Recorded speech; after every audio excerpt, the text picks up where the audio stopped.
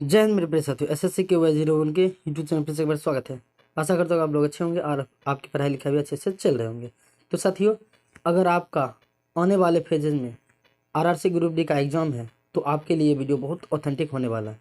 तो साथियों, आज मैं आपको एनसीईआरटी का एग्जाम्पलर करवाने वाला। तो साथियों, आप एकदम कलम और कॉपी लेकर अपने साथ बैठे, ताकि साथियों आपको दुगुना फायदा होगा। तो चलिए साथियों, ज़्यादा आपके पास समय नहीं है, चलिए वीडियो को शुरू करते हैं। देखिए साथियों, फर्स्ट नंबर क्वेश्चन है, जैसा कि आप लोग स्क्रीन पे देख सकते हैं।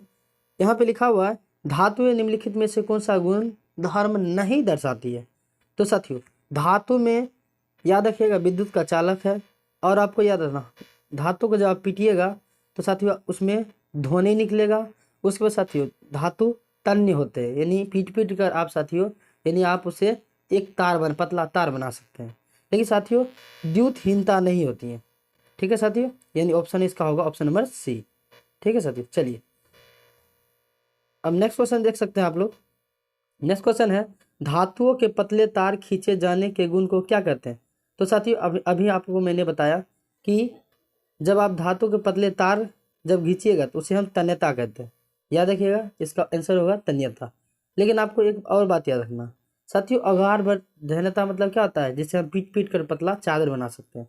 और साथियों धातु ध्वनिमय होते हैं और विद्युत का चालक होते हैं। ठीक है साथियों, इसके आंसर होगा ऑप्शन नंबर ए। चलिए, और साथियों आपको एक बात और याद रखना है, विद्युत चालन के मामले में धातु सबसे ज़्यादा चालन करता है एजी में, फिर साथियों सीयू में, उसके बाद एल्युमिनियम में, उसके बाद लोहा में, यानी चांदी, कॉपर, एल्युमिनियम और लोहा। ठीक है साथियों, चलिए अगला है क्वेश्चन, जैसा कि आप लोग स्क्रीन पे देख सकते हैं। क्वेश्चन है, खाना पकाने के बर्तन बनाने में एल्युमिनियम काम आता है, एल्युमिनियम के कौन से गुणधर्म इसके लिए उत्तरदायी है।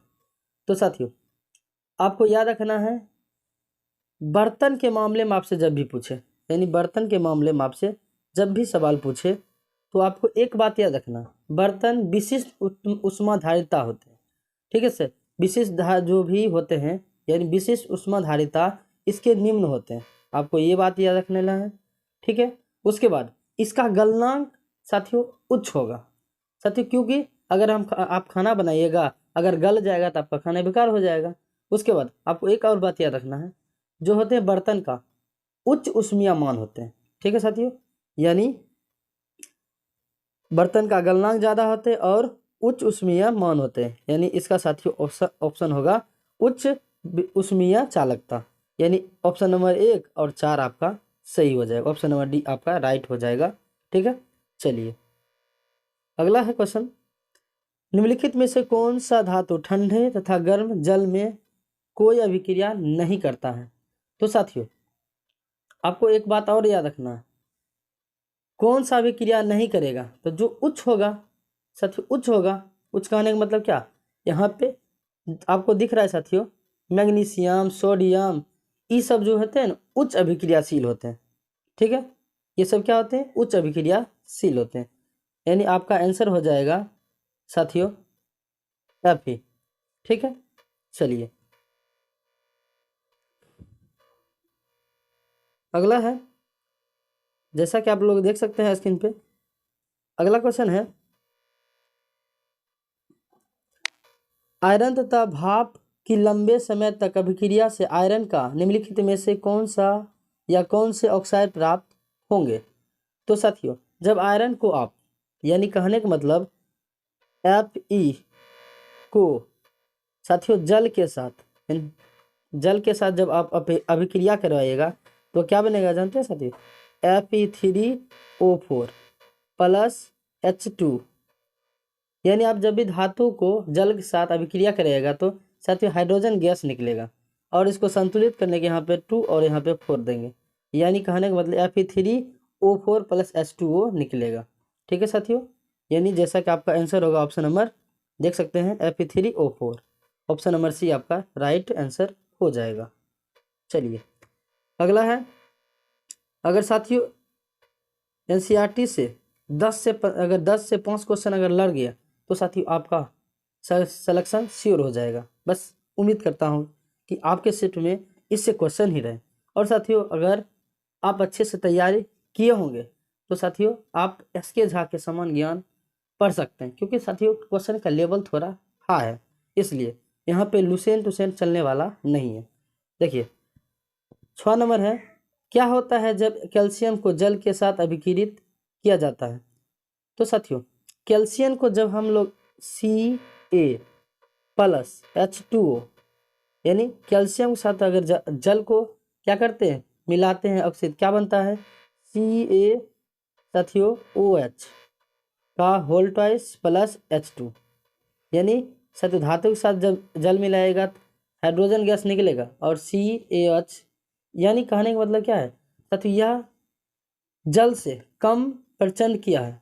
याद रखोगे, आपको याद रखना है यह जल के साथ कम प्रचंड यानी कम प्रचंड क्रिया करता है, ठीक है, यानी जल्दी नहीं करता। उसके बाद साथियों बने हुए हाइड्रोजन गैस के बुलबुले कैल्शियम की सतह पर चिपक जाते हैं, यानी आपका आंसर होगा ऑप्शन नंबर यहाँ पे 3 और 4। तो देख सकते हैं 3 और 4 किस में है, ऑप्शन नंबर डी में है, ठीक है, आपको ये बात याद रखना है।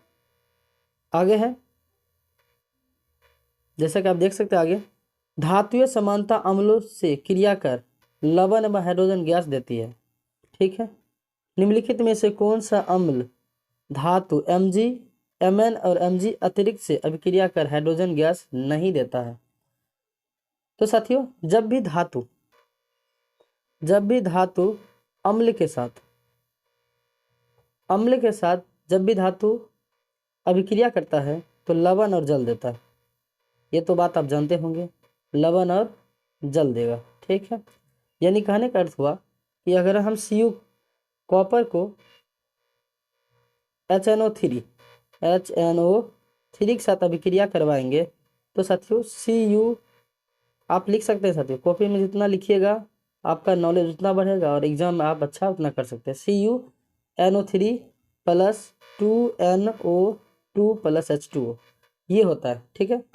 यानी कहने का अर्थ हुआ कि प्रबल ऑक्सीकारक, यहाँ पे आपको कहने का अर्थ हुआ प्रबल ऑक्सीकारक है HNO3, यानी आपको याद रखना है कि HNO जो 3 होते हैं वो कभी भी हाइड्रोजन गैस नहीं देते। आपका आंसर हो जाएगा HNO3, ऑप्शन नंबर सी।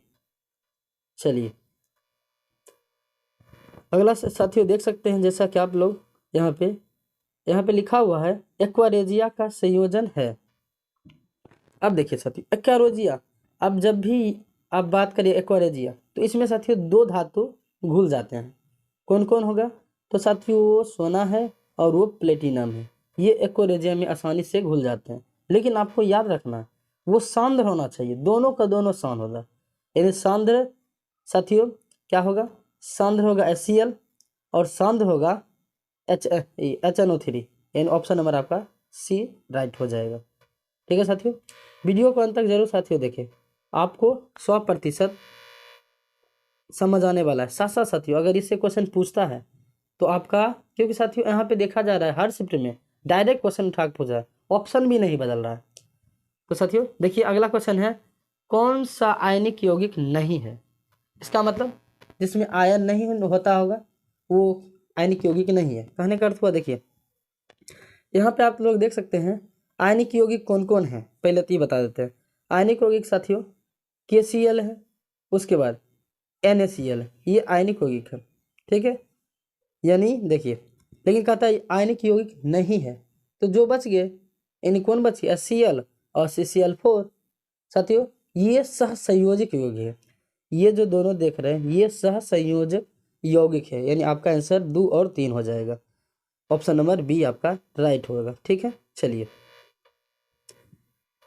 अब देखिए साथियों आगे क्वेश्चन 10 नंबर, कथा निम्नलिखित में से कौन सा गुणधर्म समानता आयनिक यौगिक द्वारा किए जाते हैं, ठीक है, प्रदर्शित किए नहीं जाते हैं। सॉरी साथियों क्वेश्चन आधा ही पर है, आयनिक यौगिक के द्वारा प्रदर्शित नहीं किया जाता है।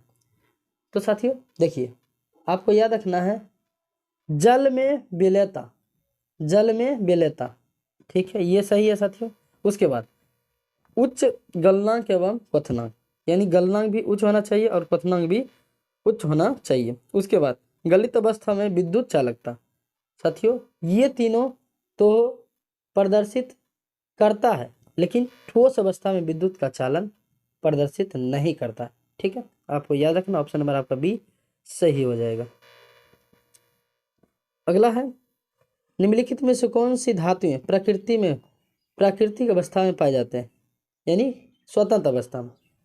तो साथियों यहाँ पे आपको बताया सोना। ठीक है साथियों, यहाँ पे आपको हमने बताया मुक्त अवस्था में सोना और चांदी पाए जाते हैं, यानी ऑप्शन नंबर 2 और 4। देख लीजिए 2 और 4 किस में है, तो 2 4 ऑप्शन नंबर सी में है। ठीक है, अब देखिए आपको याद रखना है रिएक्टिविटी के मामले में सीरीज में H2 यानी हाइड्रोजन गैस सबसे नीचे है, और क्योंकि साथियों कम अभिक्रियाशील है, H2 से यानी H2 हाइड्रोजन गैस से नीचे है ना, Cu और Ag, इसलिए ये कम रिएक्टिविटी है। ठीक है, और याद रखना आपको Au और Ag को सिक्का धातु कहा जाता है, लिख लीजिएगा साथियों, एग्जाम में डायरेक्ट क्वेश्चन आ जाते हैं।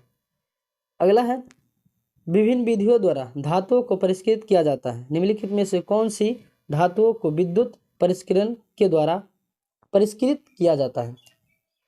तो साथियों आपको याद रखना विद्युत या निष्कर्षण किसका किसका होता है, तो आपको याद रख लेना है Au होता है, Cu होता है, एल्युमिनियम होता है। ठीक है, Au होता है, Cu होता है और एल्युमिनियम होता है। ठीक है, तो आपका आंसर हो जाएगा, देखिए Au होता है, Cu होता है, यानी कहने का अर्थ हुआ Au होगा, Cu होगा, लेकिन Na और K का नहीं होगा। ठीक है साथियों, यानी आपका ऑप्शन नंबर 1 और 2 सही हो जाएगा।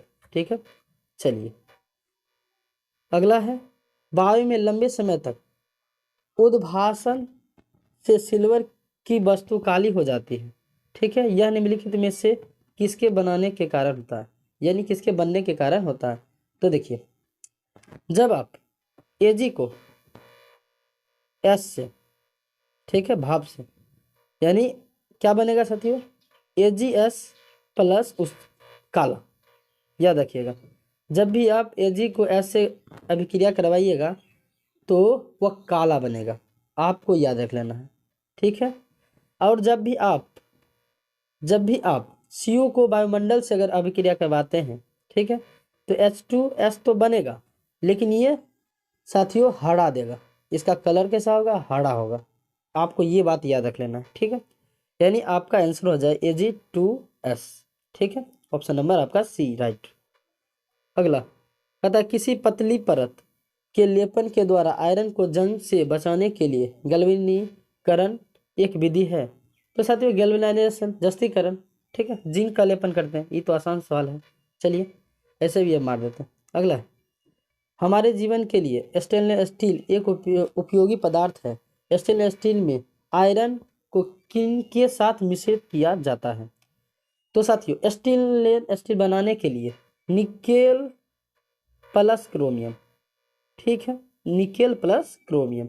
तो देख लीजिए निकेल और क्रोमियम किसमें है, ऑप्शन नंबर 1 में।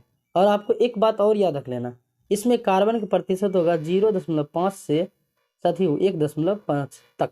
ठीक, यदि कॉपर को वायु में खुला रखा जाता है तो यह अपनी चमकीली भूरी परत खो देता है, तो कहता है तथा हरे रंग की परत प्राप्त करता है। यह किसके निर्माण के कारण होता है। तो देखिएगा साथियों, जब आप कॉपर को जल के साथ अभिक्रिया करवाते हैं यानी H2O के साथ, तो देखिए साथ साथ इसके साथ क्या रहेगा, Cu रहेगा यानी CO2 रहेगा और O2 रहेगा। जब ये अभिक्रिया करेगा तो क्या देगा, Cu देगा प्लस CuOH का होल ट्वाइस प्लस और देगा, आपको याद रखना CO3 देगा, यानी आपके पास ये आ जाएगा, यानी आपका आंसर होगा ऑप्शन नंबर 2। ठीक है, चलिए एकदम आपको रासायनिक अभिक्रिया भी याद रखना है, और ज़्यादा नहीं होगा, वही 50 अभिक्रिया होंगे, इतना याद कर लेते हैं, ऐसे भी आप थोड़ा मोड़ा जानते होंगे, बस रिएक्शन से डरना नहीं है साथियों। देखिए अगला है, धातुओं समानता ठोस प्रकृति की होती है, निम्नलिखित में से कौन धातु कमरे के ताप पर द्रव अवस्था में होते हैं। तो साथियों द्रव अवस्था जैसे बोले धातु बोले तो साथियों आपको याद रखना है, आपको Hg मारना है, पारा मारना है। अगर वह धातु बोले तो हथेली के ताप पर ब्रोमीन जो होते हैं Br, ये हथेली पर ही गल जाते हैं। ठीक है, जैसा सवाल पूछे वैसा आप आंसर जरूर दीजिएगा। अगला है, निम्नलिखित में कौन सी धातु गलित अवस्था में उनके क्लोराइड के विद्युत अपघटन से प्राप्त होता है। साथियों, जब भी आपको इस प्रकार से पूछे कि धातु गलित अवस्था में उनके क्लोराइड के विद्युत अपघटन से प्राप्त होता है, कहने का अर्थ हुआ ये होगा Na और Ca, ये विद्युत अपघटन से प्राप्त होते हैं। सोडियम और कैल्शियम ये बात, क्योंकि साथियों ये जो है ना रिएक्टिविटी सीरीज के नीचे होते हैं। आपको याद ना, जो H2 होते हैं साथियों, H2 इसके नीचे, H2 गैस के जो भी नीचे होंगे वो रिएक्टिविटी सीरीज के नीचे होंगे, इसलिए ये विद्युत अपघटन से प्राप्त हो जाएंगे। ठीक है, यानी आपका आंसर Na और Ca, 1 और 2 ऑप्शन सही हो जाएगा। जहां होगा ऑप्शन नंबर डी आपका राइट है। चलिए साथियों, नेक्स्ट है, समानता अधातु चमकीली नहीं होती है। कौन सी अधातु चमकीली है? तो आपको तो सिंपल पता है साथियों, आयोडीन चमकीली है, और धातु रहते हुए ये चमकीली है। ठीक है, और आपको याद रखना, देखिए आगे जैसे कि आप देख सकते हैं आगे 19 नंबर से कहता है समानता और धातु चमकीली नहीं होती है। तो और कौन चमकीली है? तो आपको मैं बता चुका हूँ कि ये आयोडीन होता है। ठीक है, और आपको याद रखना, जब भी O से O बोले तो याद रखना है, O से O बोले तो याद रखना ये ईंधन नहीं है। और आपको याद रखना S जो 8 होते हैं ये बहुपरमाणुक होते हैं। और साथियों, ये RRC ग्रुप डी में N2 का पूछा गया था, संरचना किस तरह होता है। तो N2 का संरचना यहाँ 2 बिंदु होगा, यहाँ पे 3 बिंदु होगा, फिर यहाँ पे 3 बिंदु होगा, फिर यहाँ पे 2 बिंदु होगा। इस तरह से आपके संरचना पूछा गया था। ठीक है साथियों, और जब O3 आपसे पूछे यानी ओजोन का पूछे तो आप किस तरह से बताइएगा, O डबल बॉन्ड O और ऐसे करके ये बताइएगा, ये आपका राइट हो जाएगा। ठीक है, चलिए आप देख सकते हैं अगला कहता है, तीन चिन्हित प्रलेखन ABCD में क्रमशः सांद्र HCl, सांद्र HNO3, सांद्र HCl एवं सांद्र HNO3 का अनुपात लेना है, 3:1 में मिश्रित है। कहता है प्रत्येक के 2 ml लीजिए। ठीक है, कहता है प्रखनली में धातु का एक छोटा टुकड़ा डालिए। प्रखनली A और B में कोई परिवर्तन नहीं हुआ, परंतु प्रखनली C में घुल गई, तो कहता है धातु हो सकता है। तो देखिए हम बनाते हैं, यहाँ पे इस प्रखनली में HCl लेते हैं। ठीक है, उसके बाद दूसरा में HNO3 लेते हैं। ठीक है, उसके बाद इसमें सांद्र HCl लेते हैं, इसमें सांद्र HCl लेते हैं और सांद्र NHO3 लेते हैं। ठीक है, देखिए आपको याद रख लेना है, AU होते हैं और PT होते हैं, ये एक्वेरिजिया में घुलनशील होते हैं, यानी AU और PT घुल जाएंगे। लेकिन आपको ऑप्शन पहले कौन मानना है? तो साथियों आपको ऑप्शन मारना AU। ठीक है, PT नहीं मारना। पहला आपका ऑप्शन ये होगा और दूसरा आपका ऑप्शन ये होगा, तो आपका आंसर AU हो जाएगा, ऑप्शन नंबर बी आपका राइट हो जाएगा। और आपको याद रखना, सबसे ठोस धातु है प्लेटिनम। ठीक है, और प्लेटिनम को सफ़ेद सोना भी कहा जाता है। चलिए, उम्मीद करता हूँ कि आपको समझ आ गया होगा। नेक्स्ट क्वेश्चन है, एक मिश्रातु है यानी मिश्र धातु है। तो आप देख सकते हैं मिश्र धातु कहने का अर्थ हुआ ये एक समांगी मिश्रण होता है। मिश्र धातु हमेशा एक समांगी मिश्रण होता है। ठीक है, ऑप्शन नंबर आपका ऑप्शन नंबर सी आपका राइट हो जाएगा। और याद रखिए, तत्व हमेशा अकेले सूत्र के साथ होता है, यौगिक हमेशा किसी के साथ सूत्र के साथ होता है। ठीक है, और विषमांगी मिश्रण जैसे हो गया कोलाइडी हमारा रक्त हो गया, या दूध हो गया, या नाली का गंदा पानी हो गया, ये सभी। ठीक है, चलिए अगला है, जैसा कि आप लोग देख सकते हैं अगला क्वेश्चन है, एक विद्युत अपघटनी सेल बनाता है। तो साथियों एक विद्युत अपघटनी सेल, पहले तो आपको याद रख लेना है कि हमेशा धन पर एनोड होंगे। ठीक है, उसके बाद ऋण पर कैथोड होंगे। कौन सी होंगे साथियों? कैथोड। ठीक है, देखिए यानी कहने का अर्थ हुआ कि प्लस कैटायन देगा और माइनस आपको याद एनायन देगा। ठीक है, देखिए तो हमने आपको बताया कि माइनस क्या देगा? एनायन देगा और प्लस कैटायन देगा। बस हो गया। देख लीजिए यहाँ पे ऋणावेश एनोड पे होते हैं, ऋणावेश कैथोड पे होते हैं। ठीक है साथियों, कैथोड पे ऑप्शन नंबर 4 तो होगा। और धनायन कैथोड पे कौन सी पे होते हैं साथियों? एनोड पे होते हैं। यानी आपका ये 3 और 4 ऑप्शन सही हो जाएगा। ऑप्शन नंबर साथियों बी आपका राइट होगा। चलिए अगला चलते हैं साथियों। देखिए अगला है जिंक के विद्युत परिष्करण के दौरान यह क्या? तो साथियों जब भी आप जिंक को Zn प्लस प्लस को आप क्या करिएगा, जब परिष्कृत करिएगा उसके दौरान वो कैथोड पर निक्षेप हो जाएगा। ठीक है, तो ऑप्शन देखिए कैथोड है, कैथोड पर निक्षेप हो जाएगा। ऑप्शन नंबर ये आपका राइट हो जाएगा। ठीक है, अगला देखिए क्वेश्चन कहता है तत्व ए मुलायम है तथा उसे चाकू से काट सकते हैं। तो साथियों आप जानते हैं जिसे हम चाकू से काट सकते हैं वो तो सोडियम है साथियों। ठीक है, आपको ये तो रखना है। ये तो आसान था साथियों, ज़्यादा पढ़ना नहीं है। थोड़ा बस साथियों घुमा के सवाल पूछा गया, बस आप 2 से 3 बार अगर पढ़ते हैं अच्छा समझ जाइएगा। आप क्वेश्चन आप थ्योरी पढ़े हुए हैं, बस आपको सिर्फ घुमाया जा रहा है और कुछ नहीं है।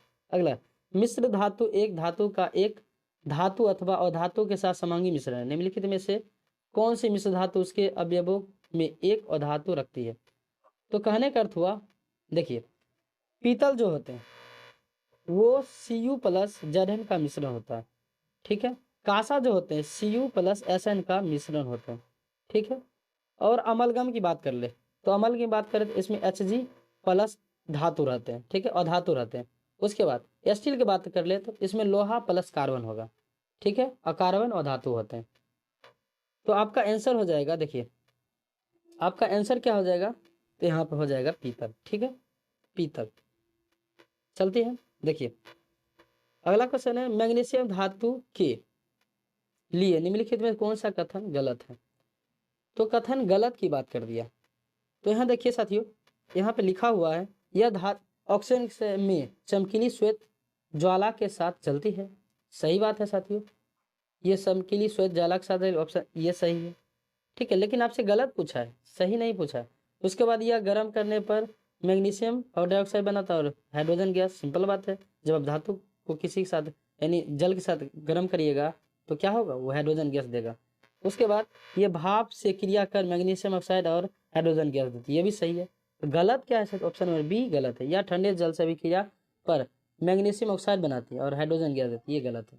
ठीक है, चलिए नेक्स्ट है सवाल कहता है निम्नलिखित में से कौन सी मिश्रातु लिखा हुआ है, मिश्र धातु होगा मरकरी इस उसके अवयवों के रूप में है, एक अवयव के रूप में है। तो कहने का अर्थ हुआ साथियों देखिए जिंक आप जानते होंगे, जिंक अमलगलम। ठीक है, अमलगम एल्किनो अस्थायी चुंबक है। एलिनिनो आप जानते होंगे ये एक अस्थायी चुंबक है। ठीक है, और स्टेनलेस स्टील एक सर्जिकल स्ट्राइक। आपको स्टेनलेस स्टील जो दिख रहे होंगे ये सर्जिकल है और जिंक के अमलगम है। और सोल्डर साथियों पीबी और एसएन के मिलने से बनता है।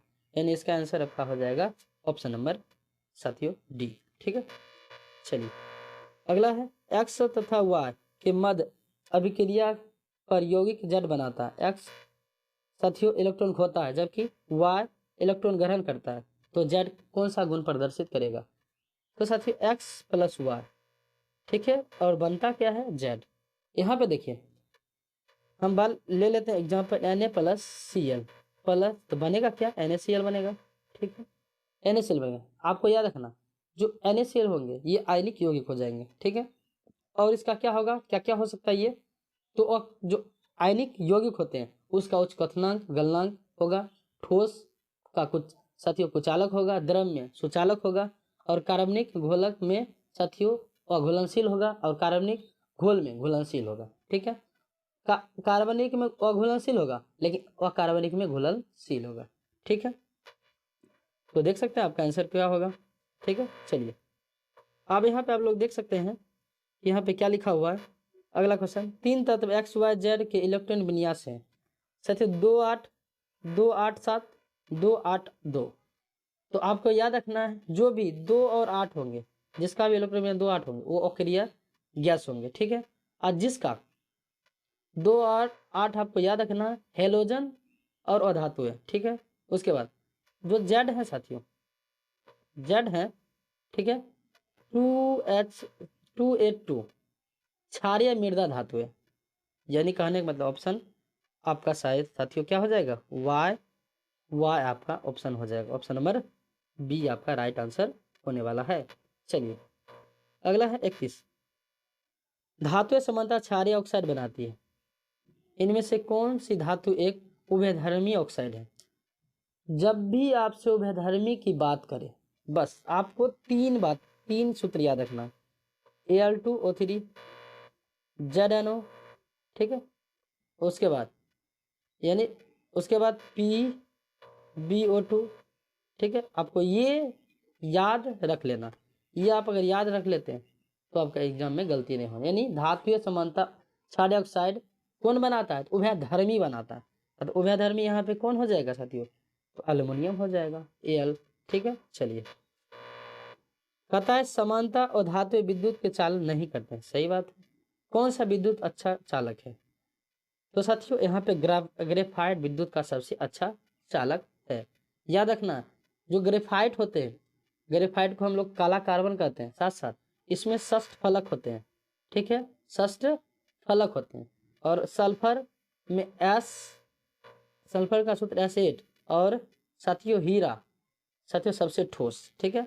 और आपको याद रखना है फ्लोरीन जो होते हैं वो जियोडेसिक होते हैं, जियोडेसिक संरचना वाले होते हैं, ठीक है। अगला क्वेश्चन देखिए साथियों, ये क्वेश्चन पूछा गया है ग्रुप डी में, ठीक है। विद्युत तारों पर विद्युत रोधी पदार्थ की एक परत होती है, ठीक है, समानता उपयोग में लाए जाने वाला पदार्थ है।